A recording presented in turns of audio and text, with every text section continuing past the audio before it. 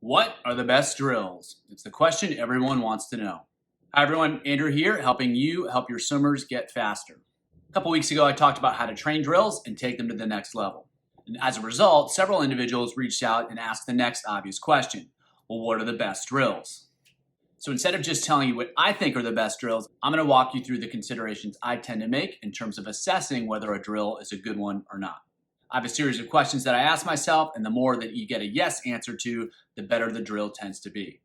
However, if you want to keep it simple, just ask yourself, is the drill accomplishing what you want quickly and easily? If so, it's a good drill. If it doesn't accomplish your goal, it's not a good drill. If it accomplishes your goal, but it's difficult and it's time consuming, you probably want to look for other options. So let's dive into the questions I ask to assess whether a drill is a good one or not. So the first question I ask myself, do I have to use a drill to solve the problem I'm trying to solve? If I can accomplish a goal without a drill, I want to take that option. If I can use stroke counts, stroke rates, times, training aids, resistance, some other strategy, then that's the one I want to use. If that option's on the table, take it. However, if it's not, or you're really struggling to make it work, take a look at drills. So the first real criteria is, does this drill present a clear solution to swimmers? You want drills that create a clear change and present a new solution to swimmers. The drill should require swimmers to do something new, and that new way of moving should be what you want to accomplish. The best drills automatically change how swimmers swim, and they do so in a way that's aligned with your goals. The more the drill puts them in a position to be successful, the less coaching you have to do, and the more you can direct your attention to encouragement, engagement, and problem solving. For instance, there's a lot of drills that help swimmers learn to use their forearm more effectively. However, they often require swimmers to have to really think and pay attention to what they're doing. Instead, if they hold paddles upside down, that forces them to use the forearm. They have to use the forearm and the hand together, or they simply won't go anywhere. So that's an example where a drill creates a really clear change and a really powerful change, and it's one that happens automatically. So whenever you can find drills that do that, those are the type of drills that you want to use. They create a big change, and they do so in a way that's helping your swimmers learn more effective skills. Next, good drills create great sensory feedback. Learning is ultimately a sensory experience, and great drills provide a ton of sensory information. Whatever skill you want swimmers to work on, a drill should help them really feel it. Once they can feel it, then they can start to fix it. This is related to providing a clear solution, but the emphasis is on the sensory aspect of it. It should really create a great feel for what they're doing. As an example, elevator swim, where they start swimming with a really high head position and then lower it over the course of a 25, that provides a really clear sensory experience where they feel the impact of the head position when it's really high and they feel the impact of the head position when it's really low.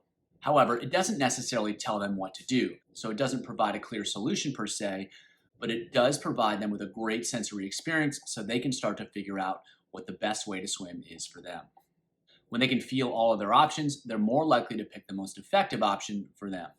Swimming with a tennis ball is similar. When they open the hand back up, they're going to feel a whole lot more, and that's going to help them learn to interact with the water more effectively, which is ultimately going to improve their pull. Next, you're looking for drills that minimize the need to coach. In most situations, there's a lot of swimmers and not a lot of time.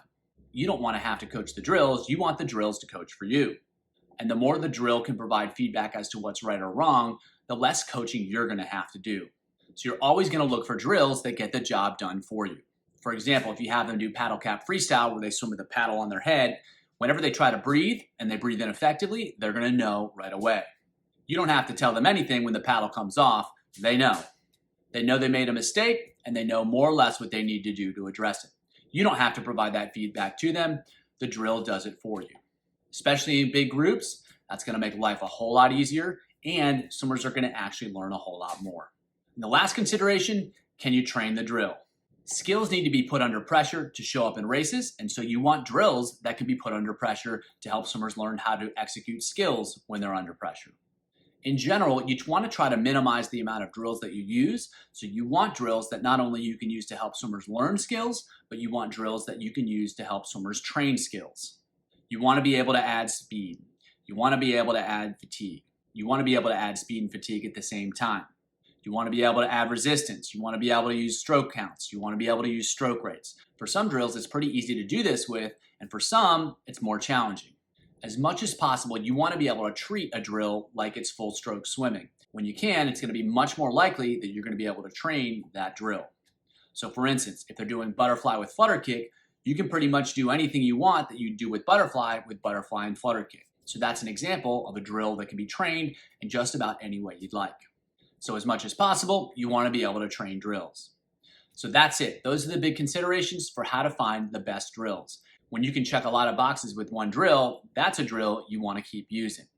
In terms of finding these drills, the best thing to do is just pay attention to what other coaches are doing, always be on the lookout, and whenever you see something new, you kind of assess it in this framework, and if it looks like something that you could use, because you can use it for clear feedback, because it creates solutions, because it does the coaching for you, and because you can train it, then give it a shot and try to implement it in your coaching, and if it works, that's one you want to keep using.